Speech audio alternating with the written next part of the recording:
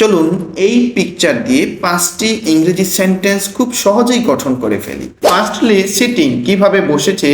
Second pose, মানে তাদের ভঙ্গিটা কেমন। এবং থার্ড ইমোশন, মানে অনুভূতিটা নিয়ে কথা বলবো। ফোর্থ অবজেক্টিভ, যে জিনিসটি হাতে আছে। এবং লাস্টলি সারাউন্ডিংস, মানে চারপাশ। নাম্বার 1, সিটিং, কিভাবে বসেছে। The couple is sitting together in a small boat on a lotus field lakes. তারা দুজন একটি ছোট নৌকায় বসে আছে যা শাপলা ভরা লেকে ভাসছে। Secondly pose, they are leaning gently toward each others creating a soft and romantic moment.